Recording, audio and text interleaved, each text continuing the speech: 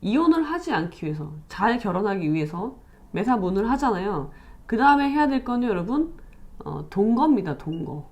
관념적으로는 누구나 다 착해요. 이게 내 일상이 됐을 때 드디어 사람의 본성이 나오는 거예요. 그리고 사람은 이기적인 겁니다. 자, 그래서 왜 동거를 해야 되냐면요. 동거를 한다는 건요, 일상을 어떻게 한다? 공유한다는 거예요. 여러분이 관념적으로 착한 사람이 아니라는 거를 깨달으셔야 된다는 거죠. 자유롭게 섹스를 해봐라 라고 해서 동거를 하라는 게 아니에요. 동거의 의미는, 여러분 안녕하십니까? 자, 오늘 말씀드릴 부분은 뭐냐면 결혼입니다. 결혼에 대한 주제로 계속 말씀을 드릴 거예요. 제가 지난번에 결혼을 해야 되냐 말아야 되냐, 결혼을 할까 말까, 한다면 잘하자, 그래서 그런 의미로 영상을 올렸잖아요. 어떻게 해야 잘할 수 있는지 그런 영상을 올렸습니다. 오늘은 이제 그거에 대해 계속 말씀을 드릴게요.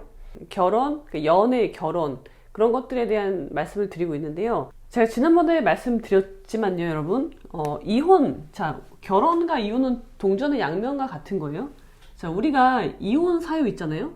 뭐 법정 이혼 사유도 있고, 뭐 법정은 우리나라 민법은 파탄주의를 취하고 있기 때문에 법정에 민법에 나열된, 각호에 나열된 이혼 사유 말고 그 기타가 있습니다. 기타는 뭐냐면 가정이 파탄이 났다고 판단된다면 이혼 사유가 되는 거예요. 그래서 이건 이혼 사유가 되나요? 뭐 성격 차이는 이혼 사유가 되나요? 라고 물어보시는 분들이 많이 있는데요. 성격 차이가 이혼 사유가 되는 게 아니라 그 성격 차이로 인해서 그 가정이 파탄이 난 지경에 이르렀느냐, 그걸로 판단을 하는 겁니다. 그래서 어떤 사유든지 이혼 사유는 될 수 있어요. 관건은 파탄이 났느냐 안 났느냐에 있는 겁니다. 자, 이혼 사유가 있잖아요. 근데 이 이혼 사유는 제가 뭐라고 했죠? 결혼 사유랑 똑같다고 말씀을 드렸습니다. 이게 굉장히 말이 안 돼 보이지만 제가 분명히 근거가 있다고, 제가 저의 경험과 그 다양한 법률 상담을 하면서 내린 결론은 이거예요. 결혼 사유 있고 이혼 사유예요. 내가 배우자를 선택했던 그 사유가 바로 이혼 사유가 된다는 거예요.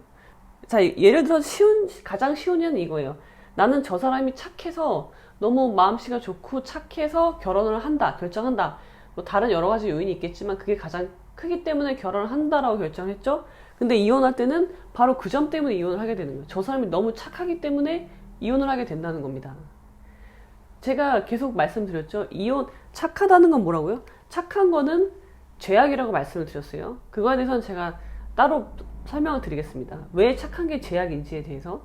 아무튼 그래요. 예를 들면 그래요. 그래서 결혼 사유랑 이혼 사유는 같아요. 그래서 여러분들이 결혼을 잘하려면은, 결혼을 잘한다는 건 뭐예요? 결국 이혼을 하지 않고 끝까지 그 배우자랑 함께 인생의 항해를 마무리하는 거를 결혼을 잘한 것으로 평가할 수 있겠죠. 물론 이제 이혼은 아무나 할 수 있는 게 아니기 때문에 제가 아직 이 영상 주제를 올리지 않고 있는데, 이혼은 또 아무나 할 수 있는 게 아니에요. 하고 싶어도 못하는 사람이 더 많습니다. 그렇기 때문에 뭐 같이 이혼을 하지 않았다고 해서 그 가정이 행복하다고 장담할 수는 없지만, 그런 경우는 제외하고 무난하게 인생의 항해를 같이 할 수 있는 그런 배우자였다면 그 결혼은 뭐 성공적이었다고 평가할 수 있겠죠. 그래서 이혼을 하지 않기 위해서는 뭘 해야 되냐면, 결국은 결혼할 때 그 사람을 잘 살펴봐야 된다고 했죠. 상대방을. 그래서 그때 뭐라고 했습니까? 결혼할 때 상대방을 잘 살펴보기 위해서 제가 지난번 영상에서 말씀드린 게 뭐예요? 이거 하라고 했죠. 이거 굉장히 중요하다고 했습니다. 묻는 거. 매사를 물어보셔야 되는데, 이거를 해야지 밝혀낼 수가 있는 거예요. 이 과정을 거쳐야지 내가 이 사람이랑 결혼을 해서 이혼을 하지 않을 수 있는 거를 걸러낼 수 있는 유일한 방법입니다. 제가 내린 결론은 이겁니다. 자, 그러면은요, 가장 이혼을 하지 않기 위해서, 잘 결혼하기 위해서 그 다음에 해야 될 게 뭐냐면요, 매사문을 하잖아요. 그 다음에 해야 될 거는 여러분, 동거입니다. 동거.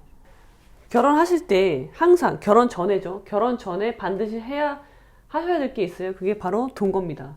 왜 동거인지 말씀을 드릴게요. 제가 옛날에 까라마조프 형제 얘기를 드렸어요. 까라마조프 형제에서 이반이 나오죠. 이반은 둘째 형이죠. 둘째 형 이반이 나오는데, 이반이 이런 말 하죠. 자기는 관념적으로, 그러니까 자기는 먼 곳에 있는, 굉장히 자기랑 전혀 관련이 없는 먼 곳에 있는 가난한 사람을 위해서 내 전 재산을 다 기부할 수도 있어. 난 그렇게 착한 사람이에요. 근데 그 사람이 내 눈앞에 나타나서 내 앞에서 무릎을 꿇고 한 푼 달라고 구걸을 하면 나는 그 사람을 발로 뻥 차버릴 거라고 얘기를 합니다. 이게 무슨 말이냐면 여기에 정답이 있거든요. 여기에 해답이 있는 건데요. 이게 뭐냐면 여러분들 각자는요. 관념적으로는 착한 사람이에요. 관념적으로 착하지 않은 사람 아무도 없어요. 근데 그게 내 일상이 되잖아요.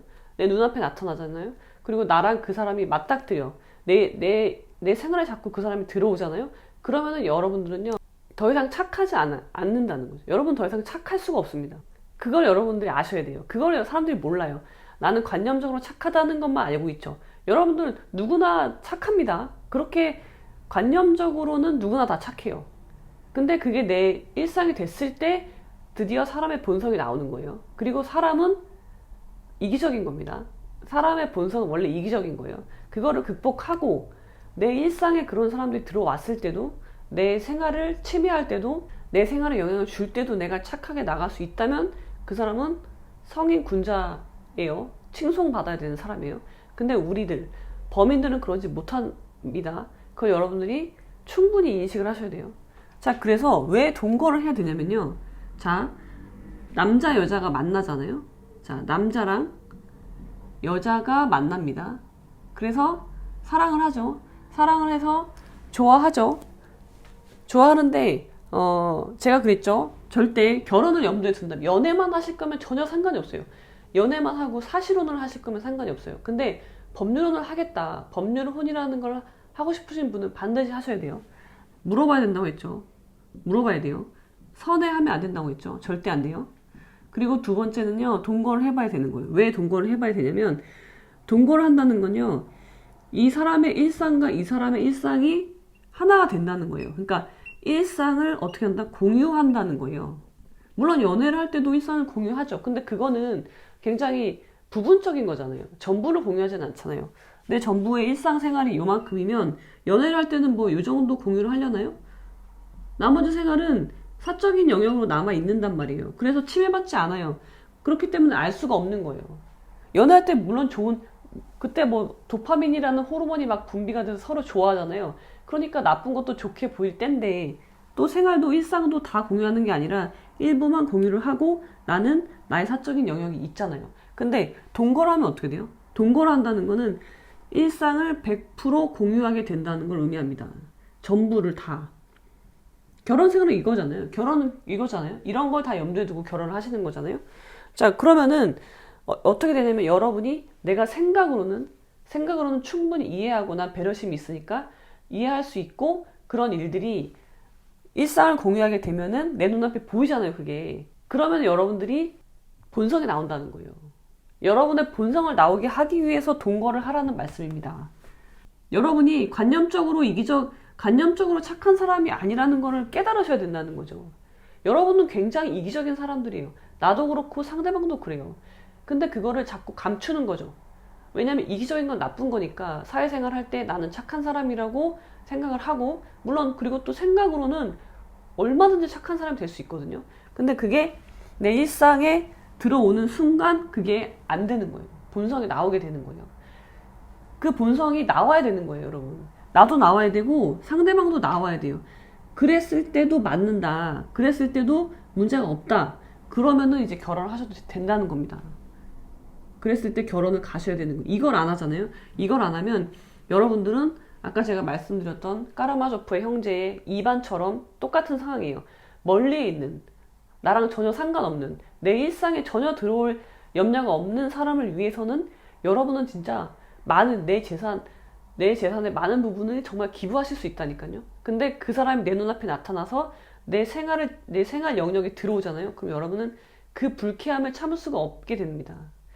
그래서 그거를 확인하시기 위해서 동거를 하라는 거예요. 동거를 하라는 게 섹스를 하라는 게 아니죠. 자, 자유롭게 섹스를 해봐라라고 해서 동거를 하라는 게 아니에요. 동거의 의미는 물론 그것도 포함하지만 더 중요한 거는 여러분의 일상을 공유해서 각자의 본성이 나오게 만들라는 거예요. 그래야지 결혼을 잘할 수 있는 거예요. 행복하게. 행복한 결혼을 하셔야 될 거 아닙니까? 행복한 결혼 생활. 마지못해 사는 거, 그거는요, 제가 여러분, 이혼은 신속하게 하라고 말씀드렸잖아요. 마지못해 살지 마십시오. 왜 그렇게 살죠? 아이 때문에? 아이가 있으니까? 그거는 저는 변명이라고 생각합니다. 그렇지 않아요. 그러니까 여러분들이 행복한 결혼 생활을 하기 위해서는 이거를 꼭 하셔야 돼요. 이것도 하셔야 되고, 첫 번째는 매사 문, 항상 묻고, 상대방이 하는 행동과 의미를 절대 선회하시면 안 된다는 거. 그리고 두 번째는 동거를 하시라는 겁니다. 반드시. 그리고 이 동거를 하는 목적은 뭐냐면 서로의 일상을 공유해서 각자의 본성이 드러나게 만드는 거예요. 그런 다음에 비로소 여기서 깨지면은 안 맞는 거예요, 서로. 이분들은요, 동거에서 티격태격하고 그런 거 있죠. 나는 되게 부지런한 사람이야. 나는 부지런한 사람이 좋아. 근데 연애할 때는 상대방이 나를 만나러 올 때 부지런하겠죠.